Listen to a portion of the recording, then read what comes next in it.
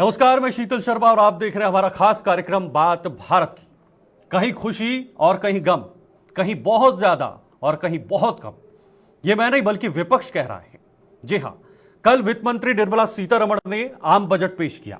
2024 और 2025 का यह आम बजट निर्मला सीतारमण ने पेश किया और उन्होंने अपने आप में 7वीं बार बजट पेश कर यह रिकॉर्ड कायम किया है। पहली वित्त मंत्री बनी है जिन्होंने लगातार 7 बार बजट पेश किया है और बजट जो है वो लोगों के सामने रखा है। यानी कल जब बजट पेश होना था, लेकिन उस बजट पेश होने से पहले तमाम तरह की जो उम्मीदें थी वो आम लोगों की तरफ से लगाई जा रही थी, जताई जा रही थी कि इस बजट में ऐसे होगा, इस बजट में वैसे होगा।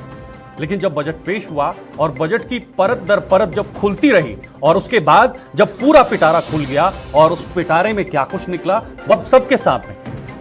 इस बजट पेश होने के बाद कुछ लोगों में खुशी की लहर तो है, लेकिन कुछ लोग यह बता रहे हैं कि यह बजट मात्र और मात्र जो अपनी सियासत है या जो अपनी सरकार है, एनडीए की सरकार जो गठबंधन दलों के साथ बनाई है, उसको बचाने का बजट है। विपक्ष ने आज जैसे ही तीसरा दिन इस सत्र का शुरू हुआ और तीसरे दिन की शुरुआत में विपक्ष ने सीधे सरकार पर निशाना साधा। उन्होंने कहा कि यह बजट आम लोगों का बजट नहीं है, यह बजट मात्र नीतीश और नायडू का बजट है। यानी बिहार और आंध्र प्रदेश के लिए जो सौगातें सरकार ने दी हैं, ये उसी को लेकर बजट है। फिलहाल ग्राफिक्स के जरिए कुछ जरूरी चीजें आपको समझाना चाहूंगा। 9 क्षेत्रों पर जो फोकस रहा है सरकार का, उसमें क्या क्या है, जिसमें कृषि में उत्पादकता और लचीलापन है, ये एक मेन पॉइंट है। यानी 9 क्षेत्र जो हैं, इस पर सरकार ने सीधे सीधे फोकस किया है। यानी ये 9 रत्न है: रोजगार और कौशल यानी स्किल, समावेशी मानव संसाधन विकास और सामाजिक न्याय, इस पर भी फोकस किया है सरकार ने। विनिर्माण और सेवाएं, इस पर भी फोकस करने का कदम यहां पर सरकार की तरफ से उठाया गया है। उसके बाद शहरी विकास यानी अर्बन डेवलपमेंट, इस पर भी यह कदम उठाया गया है। ऊर्जा सुरक्षा यानी ऊर्जा और सुरक्षा को लेकर भी सरकार की तरफ से इस बजट में कुछ खास रखा गया है। बुनियादी ढांचा, उसके लिए भी एक बहुत बड़ा कदम यहां पर इस बजट के द्वारा सरकार की तरफ से रखा गया, इस पर फोकस किया गया है। नवाचार, अनुसंधान और विकास पर भी सरकार की तरफ से फोकस किया गया है। अगली पीढ़ी के सुधार, इसके लिए भी वहां पर सरकार प्रतिबद्ध दिखाई दे रही है। और ऊर्जा या फिर सुरक्षा हो, इस पर भी सरकार पूरी तरह से फोकस नजर आ रही है। तो चलिए सीधे शुरुआत करते हैं आज की चर्चा की। और आज हमारे साथ कुछ खास मेहमान हमारे साथ इस पूरे विषय पर चर्चा करने के लिए जुड़ चुके हैं। केसी जैन साहब हैं, बीजेपी के प्रवक्ता, इस वक्त हमारे साथ जुड़ चुके हैं। और जावेद अंसारी जी हैं, कांग्रेस के प्रवक्ता, वो भी इस वक्त आपके टीवी स्क्रीन पर। और साथ ही साथ दिनेश सिंह जी हैं, राजनीतिक विश्लेषक हैं, वो भी इस वक्त आपके टीवी स्क्रीन पर इस वक्त हमारे साथ ज्वाइन हो चुके। तीनों का बहुत बहुत स्वागत करना चाहूंगा हमारे साथ जुड़ने के लिए।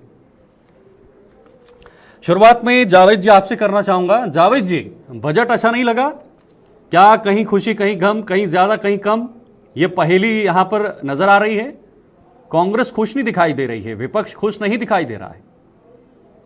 जन विरोधी अगर सरकार काम करेगी तो कांग्रेस हमेशा खुश नहीं रहेगी। ये बजट जो है, जो सरकार है केंद्र में, वो 2 बैसाखियों पे चल रही है और उस बैसाखियों की मरहम पट्टी करने का इस बजट ने काम किया है, बाकी कुछ नहीं किया। उत्तराखंड का भी नाम लिया वित्त मंत्री ने, हिमाचल प्रदेश का भी नाम लिया, आसाम का भी लिया, लेकिन कुछ नहीं दिया।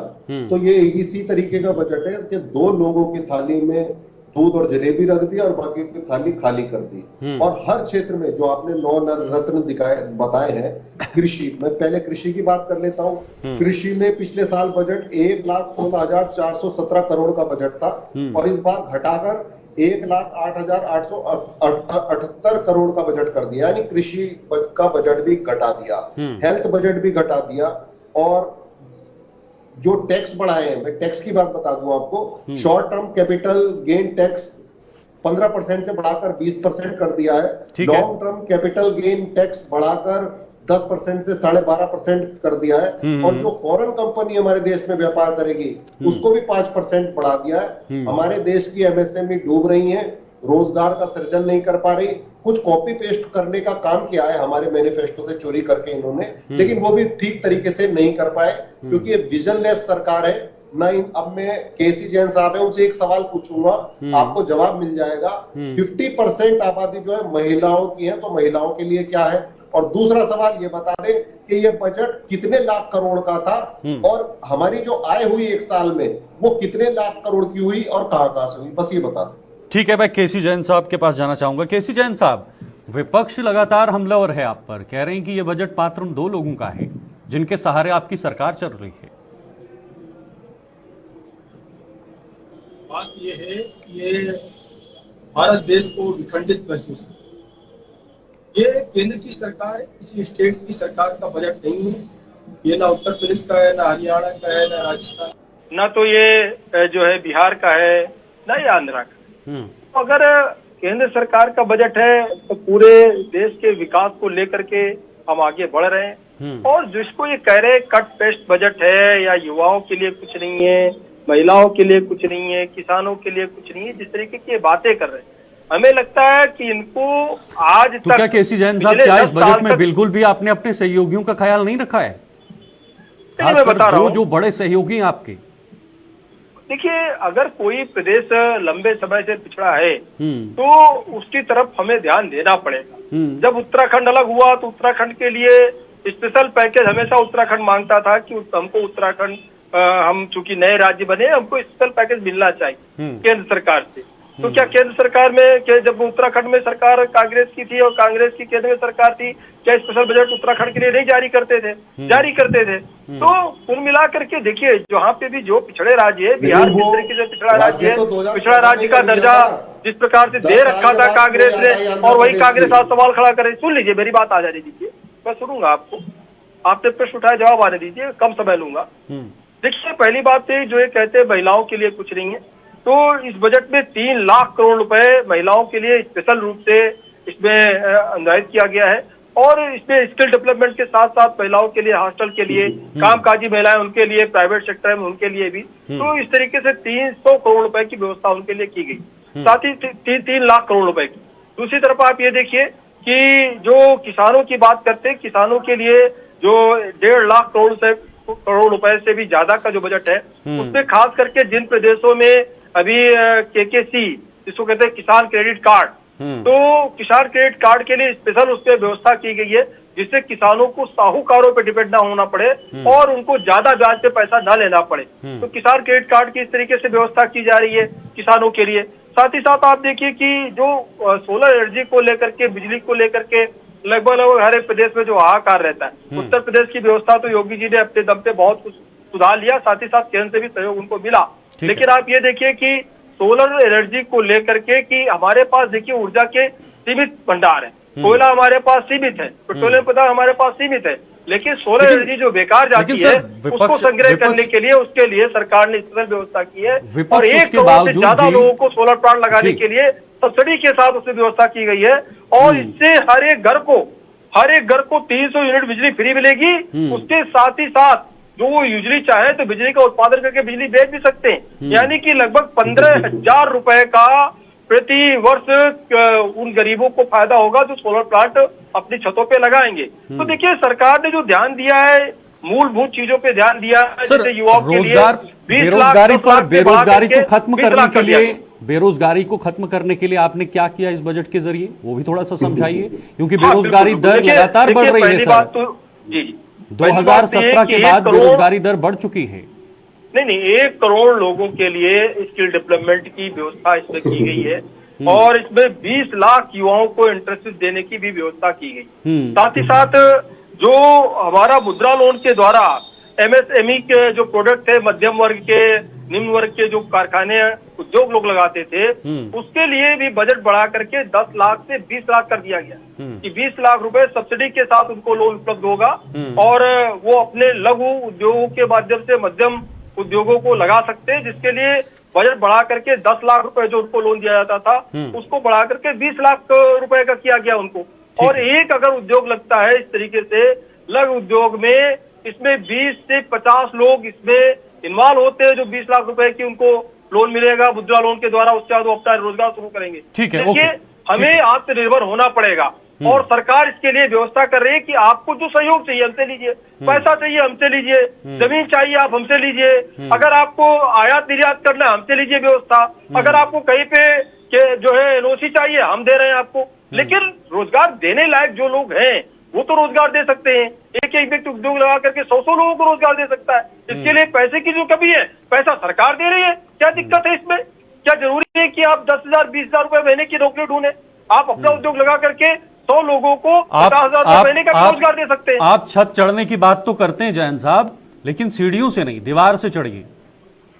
नहीं, देखिए जिस प्रकार से व्यवस्था की गई है, हम आपको बताएं एमएसएमई के माध्यम से, तो इसमें बैंकों को इस पे बिना किसी गारंटी के, और अगर उनके अंदर इस तरीके की क्षमता है कि उद्योग लगा सकते हैं, उनके पास प्रोजेक्ट है, उन प्रोजेक्टों पे ध्यान दे करके बैंक मैनेजर को ये परमिशन दी गई है कि मुद्रा लोन अलग अलग बैंकों के लिए इशू किया गया है कि आपके पास अगर इस तरीके का कोई आवेदन आता है उसकी पूरी जांच पड़ताल करिए। अगर वो लगा सकते हैं वो सच्चा में, ठीक है। दिनेश जी भी है मेरे साथ बने हुए, तो लोन दिया गया, बड़े पैमाने पे लोगों को दिया गया, वापसी भी हुई बैंकों में लोन की। ऐसा नहीं है कि हमारे युवा पैसा लेकर के बैठ जा रहे हैं, बैंकों में पूरा की पूरा रिकवरी भी हुई, पूरी वापसी भी हुई पैसे की। ठीक है, मैं लौटूंगा आपके पास। फिलहाल दिनेश जी से भी जानना चाहूंगा इस बजट का बैलेंस क्या इसमें है या नहीं, किस तरह से विपक्ष, दिनेश जी, विपक्ष फिर से हमलावर होते हुए नजर आ रहा है बजट को लेकर। विपक्ष का कहना है कि बजट में किसी को कुछ नहीं मिला, आम लोगों तक कोई फायदा नहीं, मात्र नीतीश कुमार और नायडू इसका फायदा लेके गए हैं, ये विपक्ष का कहना है। तो आप किस तरह से इस बजट को देख रहे हैं? क्या इसमें सभी चीजें, सभी वर्गों को शामिल किया गया है? आप सभी को प्रणाम शीतल जी। बिल्कुल, देखिए ऐसा है कि मैं इसमें ही कहना चाहूंगा कि विपक्ष जो है मुझे लगता है कि दिशा भ्रमित है, और कहीं ना कहीं देखिए अपनी दिशा और दशा जो है दोनों तय करने पड़ेंगे। क्योंकि बजट, देखिए बजट अपने आप में समग्र मतलब बजट मानता हूँ, और कहीं ना कहीं चीजें कुछ कमी अगर है तो बजट का जैसे सेशन अभी चल रहा है, अभी हमें लगा कि जैसे अगस्त तक चलेगा, तो अपने तरीके से जो सेशन है उसमें आप प्रोटेस्ट करने का काम, या जैसे कि मतलब बिल्कुल सरकारी पैसे का खर्चा जो है वो बेफिजूल में अगर जाया अगर कर रहे हैं तो वो अपनी जगह ठीक ठाक नहीं है। बहस करने के लिए साधन होता है, और सबसे बड़ी पंचायत में आपको चुन के इसलिए भेजा गया है, विपक्ष को मजबूत इसलिए किया गया है, जनता ने इसलिए मजबूत किया कि आप वहां जाकर के उनकी मुद्दों को बात को रखें और तरीके से करके मतलब सकारात्मक बहस करें। अब आते हैं बात जैसे कि असल मुद्दे की जैसे बातचीत आप बता रहे हैं, तो देखिए किसको क्या मिला। अगर देखिए नायडू को या नीतीश जो है उनको अगर कुछ अगर नहीं देते उस तरीके से, मतलब या उनके मतलब कि उसमें अगर हाईलाइट करके अगर नहीं बताया जाता, तो मुझे लगता फिर ये कहता है भाई अपने जो सहयोगी है उन्हीं को दरकिनार करके रख दिया। तो चित्र मेरी पट्टी मेरी, तो अपने तरीके देखिए दोनों जो पहलू है अपने तरीके से अपने पास रखने चाहते हैं जो विपक्ष के लोग हैं, तो विपक्ष बोले या प्रतिपक्ष बोले, तो ठीक है, अच्छी जगह मतलब अच्छी बात है कि ठीक है प्रतिपक्ष जो है अपने मुद्दों को उठा के रख रहा है और विरोध भी कर रहा है, लेकिन विरोध किस प्रकार से कर रहे हैं, किसका कर रहे हैं, ये देखने की बातचीत है। जनता के नाते जनता के मुद्दों को लेके सकारात्मक बहस करें, उनको लेके चीन चले तो अच्छी बात है। ये बेफिजूल की बातें को कुछ रखा नहीं है। अब जैसे मैं बिल्कुल आपको तथ्यों के साथ बताता हूँ कि जैसे बताया कि किसको क्या मिला, तो देखिए एक एक स्टेट को हाईलाइट करना जो है वो मतलब पूरा जो समग्र जो बजट है तो पूरा देखिए बहुत बड़ा है, मतलब बहुत पूरे तरह की स्टडी अगर करेंगे तो सभी नजर आ जाएंगे। और दूसरे देखिए जैसे कि 11 लाख करोड़ से ऊपर का इंफ्रास्ट्रक्चर का जो बजट है, तो वो अकेले एक राज्य में तो खर्च होगा नहीं, ना नीतीश जी के मतलब राज्य में खर्च होगा, ना पंजाब में खर्च होगा, ना किसी और जगह खर्च होगा, वो सारे देश में खर्च होने वाला है। और उसका लाभ जो है गरीब गुरबा से लेकर के अमीर तक मतलब जो मिडिल क्लास जो भी हो गया, तो सभी वर्गों को मिलेगा। महिलाएं भी उस रोड पे चलेंगी और सब कुछ, मतलब एक तरह से ये कि छोटे से छोटे जैसे कि कस्बे जो हैं उनसे लेके बड़ी सिटी जो है मेट्रो मतलब जो टियर 2 सिटीज हो गई, टियर 3 सिटीज होगी, तो सबको पूरी तरह से कनेक्टिविटी जो है सीधा जी मिलेगी। तो इंफ्रास्ट्रक्चर का इतना बड़ा भारी बजट मैं थोड़ा चाहूंगा। और दूसरा देखिए 2013 में जो बजट था उस टाइम था करीब 17 लाख करोड़ रुपए का बजट था, अब वो करीब करीब मान के चलें कि 48 लाख करोड़ यानी कि करीब करीब 3 गुने के आसपास बजट हो चुका है। और इसके अलावा देखिए जैसे कि झारखंड हो गया, उड़ीसा हो गया, पश्चिम बंगाल हो गया, उसको लेकर के एक विशेष जो है मतलब एक योजना चलेगी, पूर्वोदय योजना जो है उससे लेकर के इन राज्यों को मदद मिलेगी। दूसरा बाढ़ राहत के लिए जैसे कि हिमाचल हो गया, पंजाब हो गया, इसके अलावा जो और अन्य जो राज्य हैं उनको मिलेगा, सारे पैकेज मिलेगा। तो उसको कहाँ लेके जाएंगे। और देखिए और जो चीज जैसे कि नवाचार के लिए बताया, जैसे आपने खुद बताया कि 1 लाख करोड़ रुपए R&D के लिए, तो अपने आप में बहुत बड़ी चीज है। उसके अलावा जैसे कि उद्योग धंधे जो है फले फूले पनपे, उसके लिए एक तरह से TDS का जैसे पहले क्या होता था, TDS काट के अगर कोई उद्यमी का टाइम पे बाई चांस जमा नहीं कर पाता तो उसके क्रिमिनल ऑफेंस था, उसको हटा लिया गया। 5 लाख 6 है उससे 7 कर दिया गया है, मतलब जो टैक्स स्लैब है। तो बहुत सारी चीजें ऐसे मतलब ऐसे अगर करेंगे तो सारी डिबेट ही समाप्त हो जाएगी। लेकिन देखिए सकारात्मक बहस करने का काम है, विपक्ष का काम है। बजट को समझना भी दिनेश जी सबकी बस की बात नहीं है, और बहुत जल्द बजट समझ में आता भी नहीं है। इसको भी थोड़ा समय लगता है, धैर्य संयम और पूरी डीपली स्टडी के बाद ही ये समझ आता है। मैं लौटूंगा जावेद जी, आपके पास आऊंगा, आपसे भी मैं इस पर जरूर कहीं ना कहीं जो दिनेश जी ने कहा है उस पर आपकी प्रतिक्रिया लूंगा, लेकिन उससे पहले मुझे ब्रेक पर जाना पड़ेगा और उसके बाद वापस लौटेंगे। फिलहाल वक्त एक छोटे से ब्रेक का है, फौरन लौटते हैं। बहुत कुछ चीजें निकलती हैं, बहुत चीजें आती हैं आम लोगों के लिए भी, लेकिन क्या विपक्ष इसे समझना नहीं चाहता? शुरुआत में आपने कहा कि कांग्रेस कभी खुश नहीं होगी, क्या खुशी वाली बात भी आएगी तब भी आप गम में रहेंगे? हमने कहा अगर जन विरोधी काम करेगी सरकार तो कांग्रेस खुश नहीं होगी जी। दूसरा, आपका चैनल जम्मू कश्मीर 24x7 है। जम्मू कश्मीर को क्या मिला आप बता दीजिए, बता दीजिए। और अभी दिनेश जी कह रहे थे कि इंफ्रास्ट्रक्चर होगा, कहाँ होगा। बजट का क्या मतलब होता है? बजट का मतलब ये होता है कि आपको फंड स्पेसिफिकली एलोकेट करने हैं, कितना पैसा कहाँ खर्च करेंगे। आप ये कह के नहीं भाग सकते कि हम पैसा देंगे राज्यों को, कितना दोगे बताओ ना, फिर बजट ही क्यों पेश कर रहे हो, मनमर्जी करो। तो दूसरी बात यह है, और केसी जैन साहब कह रहे थे पुनर्गठन हुआ है, वहां पे जरूरत है उसका विकास करना है, लेकिन पुनर्गठन राज्य का कब हुआ था? 10 साल पहले हुआ था, और 10 साल से ये सो रहे थे, अब क्यों याद आ रही है? तो ये कुर्सी बचाओ बजट है, कुर्सी बचाने का काम कर रहे हैं। आप अगर इतने देश को आगे ले जाने में इच्छुक होते तो 10 साल पहले दे देते उसको 15,000 करोड़ तो आपने ऐलान किया आंध्र प्रदेश को कि अमरावती बनेगा, लेकिन 10 साल पहले तो आपने नहीं दिया, क्योंकि अब वो समर्थन कर रहे हैं इसलिए आप बजट दे रहे हो। तो ये कुर्सी बचाने का बजट है। और बार बार मैं इनसे कह रहा हूं, मैंने सवाल पूछा था केसी जैन साहब से कि ये बता दो कि बजट कितने लाख करोड़ का है और रेवेन्यू कितना जनरेट किया आपने, और जो डिफरेंस है वो कहां से आएगा, लेकिन बता नहीं पाए मुझे। दिनेश जी ने ये तो बताया कि 48 लाख करोड़ का बजट है और 2013 में 17 लाख करोड़ का था, लेकिन ये भी बताइए कि फिस्कल डेफिसिट कितना है मेरे भाई। ये भी बताइए कि लोन पूरा करने की, इस बजट को पूरा करने के लिए, लागू करने के लिए सरकार कितना लोन लेगी। 205 लाख करोड़ कुछ महीने पहले था देश पे कर्ज, 70 सालों में। ठीक है, ओके, लौटूंगा आपके पास। जावेद जी, समय थोड़ा कम है, दिनेश जी से मैं जवाब लेता हूं। दिनेश जी, फिर आपके पास आऊंगा मैं। केसी जैन साहब, दिनेश जी। जी जी, देखिए जैसे अभी जावेद जी ने बताया था अपनी जगह, ठीक है, मतलब प्रवक्ता के नाते अपनी जगह बातें सारी बताएंगे, लेकिन जैसे कि इन्होंने बताया था इससे पहले कि नीतीश जी और नायडू जी जो है उनको जो बजट मिला तो उनको उनकी पॉकेट में डाल के थोड़ी मिला, या उनको डायरेक्ट बेनिफिट ट्रांसफर उनके पर्सनल अकाउंट में दे दिया गया। उनमें जो परियोजना जो उनकी जो है, ऐलान तो हुआ ना, ऐलान करना चाहिए ना, संसद ऐलान। बिल्कुल ऐलान सभी का हुआ है। देखिए सुनिए, वो भी उन्हीं योजनाओं में है। जैसे अगर बोध गया प्रोजेक्ट है, देखिए बोध गया वाला कॉरिडोर जो है, मैं एग्जाम्पल के लिए बता रहा हूँ, बोध गया प्रोजेक्ट है उसके लिए दिया गया, या जैसे कोई सर्किट के लिए किसी कॉरिडोर के लिए गया है तो प्रोजेक्ट है, सारे हाईवेज है, एक्सप्रेसवेज है, उसके लिए दिया गया।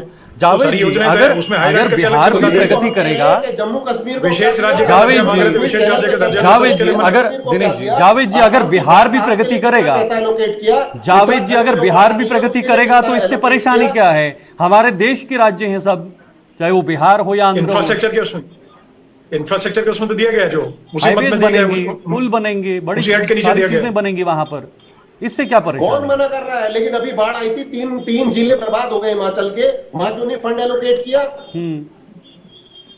जावेद जी, बाढ़ राहत के लिए जैसे कांग्रेस की आपकी सरकार है हिमाचल में देखिए जावेद जी, मैं थोड़ा सा आप अगर बोलना चाहते तो हम तो आसाम के लिए भी लड़ रहे हैं। हिमाचल में देखिए, हिमाचल में आपकी सरकार है, उसमें अगर बाढ़ राहत के लिए पैकेज अगर दिया जा रहा है तो वो किस मत में रखेंगे, किस हेड में रखेंगे आप बताइए। और सारे जो प्रोजेक्ट देखिए, सारे प्रोजेक्ट आप देखिए तो सही, सुक्खू जी जो है उनके साथ पीएम के कितनी सारी मतलब आपको मिल जाएगी, वार्ताएं मिल जाएंगी ऐसे, तो उसमें कहने की बातें थोड़ी है। सारे प्रदेश में, सारे देशों में तो मिलना, ये हमारा संघीय ढांचा है, मिलना में क्या दिक्कत है? अपनी बात रखने में क्या दिक्कत है? संघीय ढांचे के तहत देखिए जो चीजें आप पूरा मेरे ख्याल से, मुझे लगता है नहीं, विरोध करने वाली बातों का विरोध कीजिए, विरोध करने वाली बातों का विरोध करना बनता है। आपको मजबूत इसीलिए मतलब जनता ने बनाया है कि आप पूरे तरीके से लेकर के सत्ता पक्ष के साथ लोहा ले और पूरी तरीके से प्रोडक्टिव बातों को प्रोडक्टिव बहस करें।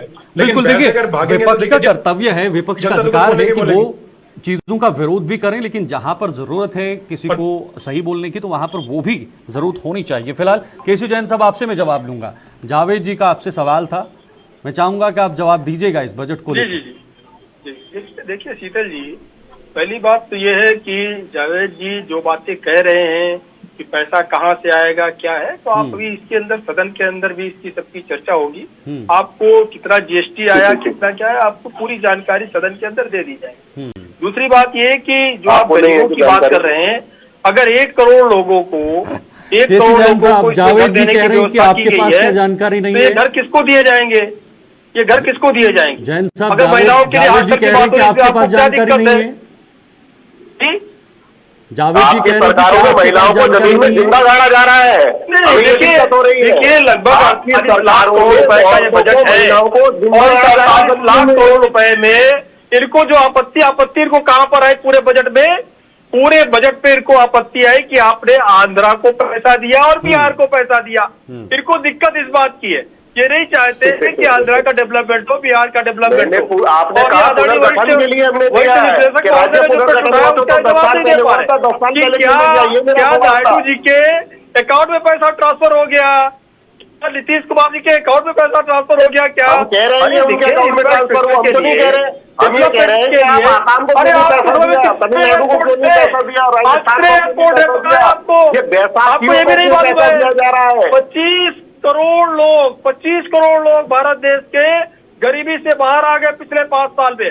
सारे गरीब हो गए, 80 करोड़ लोगों को तो आप अनाज खिला रहे हो, सरकार 80 करोड़ लोगों को आप अनाज खिला रहे हो, तो उनमें से फ्री मिलेगा, अभी भी 80 करोड़ उनको फ्री मिलेगा किसी गरीब को, जो 80 करोड़ लोगों को आप अनाज खिला रहे हो वो अभी गरीबी रेखा से नीचे है, उनको बताइए। किसान सम्मान निधि मिल रही है, उनको भोजन की व्यवस्था सरकार दे रही है, घर में जो बुजुर्ग है बुजुर्ग का पेंशन मिल रहा है, सब कुछ जब सारी व्यवस्था सरकार दे रही है तो डेवलपमेंट तो होगा ही होगा।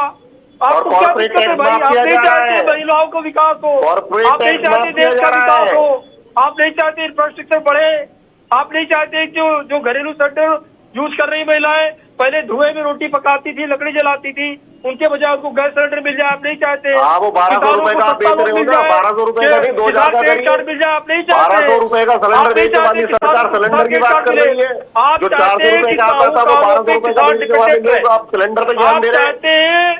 डॉलर आपने 80 पार कर दिया है, कर्ज देश से 205 लाख करोड़ कर दिया है, माफी करके वो बात कर रहे हैं देश को आगे बढ़ाने की, जो हर ठीक है जैन साहब, जावेद जी मुझे फिर से ब्रेक पर जाना है।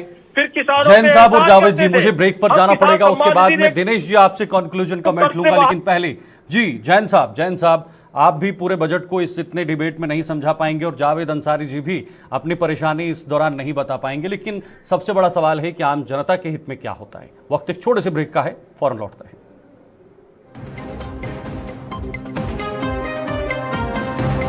हमारे पैनलिस्ट के पास चलते हैं, तीनों मेहमान इस वक्त मेरे साथ बने हुए हैं। मैं सीधे दिनेश जी आपके पास आना चाहूंगा। जिस तरह से बजट से पहले युवा, महिला, किसान, ये 3 चीजें सबके नजरों में थी कि युवा, महिला और किसान या खासतौर पर मजदूर जो श्रमिक हैं उन पर कोई ना कोई बड़ा कदम उठाया जाएगा। आपके नज़रिए में क्या ये जो कैटेगरीज हैं, क्या इनको बजट से संतुष्टि होनी चाहिए? उनके लिए संतुष्टि से काम किया गया है इस बजट के अंदर? जी बिल्कुल, देखिए अगर बाई चांस शीतल जी को कोई कमी अगर रह गई, मैं अभी जैसे कि जावेद जी जो है कुछ बोल रहे थे इससे पहले, तो मैं उसी बात में कंक्लूजन में जैसे अगर बात पूछे तो उसमें कंटिन्यूटी में कुछ बोलना चाहूंगा कि देखिए अगर मतलब जावेद जी आपकी पार्टी, मतलब आपके मार्फत बता रहा हूँ कि विपक्ष के जैसे हो गया, प्रतिपक्ष हो गया, आपकी पार्टी हो गई, तो उनको लगता है कि कहीं ना कोई कमी बेशक कुछ अगर तो रहती है, उसमें कोई दिक्कत नहीं, कभी भी कोई चीजें पूर्ण नहीं होती, 100% नहीं होती, और तो बाई चांस अगर 1-2% कमी अगर है तो उसमें देखिए आप एडिशन करें। ये भी मुमकिन नहीं है कि एक बजट में सभी चीजें इन्वॉल्व हो सकें, कोई भी सरकार। बिल्कुल मैं हाँ बिल्कुल, तो मैं यही चाहूंगा कि देखिए अपने तरीके से आप सुचारू बहस जो है सदन को ठीक से चल लेते हैं और अपने तरीके पूरा काम करें। अब जैसे कि महिला, युवा, किसान, अन्नदाता हो गया, गरीब हो गया, तो देखिए चारों वर्ग जो है किसी न किसी उसमें चाहे जाति पाति सबको उससे अलग हट करके इन सभी को कुछ अगर मिले तो उसमें क्या दिक्कत है? किसी गरीब बच्चे की नौकरी लगती है और पहली बार नौकरी लगने पे उसको इंसेंटिव के तौर पे अगर 15,000 रुपए जो ईपीएफओ के माध्यम से मिलता है तो उसमें क्या समस्या है? उसी तरीके देखिए अगर जैसे कि मुद्रा लोन में 10 लाख से लेके 20 लाख अगर बढ़ा तो यहीं पर खर्चा होगा, सब कुछ होगा। उसके अलावा जो न्यू टैक्स रिजीम है, खाली बड़े क्यों नहीं भर रहे हैं? दिनेश जी जानकार कह रहे हैं कि न्यू टैक्स रिजीम में ज्यादा राहत नहीं है आम लोगों को। मैं कब आपको मना कर रहा हूँ? उठाएंगे सही बात तो उठाएंगे, संसद में उठाएंगे। जावेद जी सदन अगर नहीं चलेगा तो कहाँ उठाएंगे आप बताइए? वॉकआउट करना आपका ठीक समझते हैं? मुझे लगता है संसद के बाहर भी उठाएंगे, टीवी पे भी उठाएंगे, संसद के बाहर नहीं। हाँ तो आपका काम बनता है, आपका देखिए काम बनता है कि सदन के बाहर भी उठाएं, सदन के अंदर भी उठाएं, लेकिन अपने तरीके देखिए जो चीज ठीक ठाक है तो उनका विरोध ना करें। 80 करोड़ लोगों को अगर जैसे कि मजबूत करने के लिए, उनको संबल देने के लिए, और अगर उनको अगर अन्न अगर मिलता है तो उससे मजबूत हो रहे हैं, उसमें क्या दिक्कत है? और जैसे कि अगर घर उनको मिलता है उसमें क्या समस्या है? राशन निर्भर बन रहे हैं, आप कह रहे मजबूत हो रहे हैं? नहीं निर्भर अगर आपके प्रदर्शन में कर्नाटक में अगर चावल, ये तर्क है या कुतर्क है? जावेद जी सुनिए, कर्नाटक में अगर चावल बांटते हैं तो वो निर्भर बन रहे हैं, आत्मनिर्भर बन रहे हैं। उसी प्रकार से अगर जनता, अगर भारत देश की जनता जो है उसको अगर 80 करोड़, अपना तर्क बताइए ना। 80 करोड़ लोग ज्यादा होते हैं या 8 करोड़ जो लोग ज्यादा होते हैं? दोनों चीजें अपनी अपनी जगह पे हैं। मैं दोनों को ही ठीक समझता हूँ कि अगर उसको मजबूत होकर संबल देने के लिए मिडिल क्लास के लोगों को भी अगर देखिए उनका घर मजबूत करने के लिए अगर दिया जा रहा है तो उसमें कोई समस्या नहीं है। हम तो दम नहीं भर रहे हैं, कर दिया है देश को। हम तो ये दम नहीं कर रहे कि देश को चांद पे पहुंचा दिया। दम तो भाजपा वाले भर रहे हैं ना। ठीक है जावेद जी, मैं बताएंगे कि कहाँ पानी आपको भी देखिए भरना पड़ेगा। कर्नाटक में आप लोग जो है जनता के लिए काम करने के बजाय और किसी विदेशी कंसल्टिंग फर्म को लेकर के बढ़ाते हैं, उसमें क्या समस्या होती है? शीतल जी, जैन साहब, जो लोग बजट पे और केंद्र सरकार की योजनाओं पे सवाल उठा रहे हैं, चाहे खाद्यान्न वितरण हो या रसोई गैस सिलेंडर मुक्त हो, इन योजनाओं पे सवाल उठा रहे हैं। दरअसल आपने इनका घोषणा पत्र देखा था कांग्रेस का कि हम युवाओं को भी 1 लाख देंगे, महिलाओं को भी 1 लाख देंगे, किसानों को भी 1 लाख देंगे। ये पैसा कहाँ से लाते हैं पैसा? तो जनता को भ्रमित करके इन्होंने जनता से झूठ बोल करके कि कहीं संविधान बदल रहे हैं, कहीं हम फटाफट पैसा दे देंगे अकाउंट में, इस तरीके की बातें जिन्होंने की, आज वो उन्हीं योजनाओं पे सवाल उठा रहे हैं। अगर किसानों के लिए आज काम हो रहा है, महिलाओं के लिए हो रहा है, युवा रोजगार बेरोजगारों के लिए काम हो रहा है, तो इनको तो उस पर प्रसन्नता होनी चाहिए। ठीक है, कि आज कम से कम सरकार ये काम कर रही है। ठीक है, माफी चाहूंगा, समय नहीं है मेरे पास। रेखा से बाहर आ गए, ये भी आप जान लीजिए। ठीक है, बहुत बहुत शुक्रिया आप तीनों का हमारे साथ जुड़ने के लिए। जावेद जी ज्यादा समय नहीं दे पाऊंगा, और दिनेश जी आपका भी बहुत बहुत शुक्रिया। जैन साहब आपका भी बहुत बहुत शुक्रिया आज समय देने के लिए और इस खास विषय पर चर्चा करने के लिए। बजट, एक गाना याद आता है, ये तेरा घर ये मेरा घर, यानी ये तेरा बजट ये मेरा बजट। यही इस वक्त देश की वर्तमान स्थिति पे चल रहा है। बजट पेश हो गया है, विपक्ष पूरी तरह से बजट को राजनीतिक नजरिए से देख रहा है, यानी सरकार ने अपने सहयोगी दलों को बचाने के लिए यह बजट पेश किया है, उनके हित में ज्यादातर बजट गया है। लेकिन सरकार कह रही है कि हमने युवाओं के लिए कदम उठाए हैं, किसानों के लिए कदम उठाए हैं, महिलाओं के लिए यहां पर बहुत बड़ी राशि सामने रखी है। अब आने वाला समय तय करेगा कि आखिर इस बजट की दिशा और दशा किस तरीके से चलेगी, किस इस मार्ग पर चलेगा, क्या इससे खुशहाली होगी या नहीं, यह सबसे बड़ा सवाल है। आज के लिए फिलहाल इतना ही, मुझे दीजिए इजाजत, नमस्कार।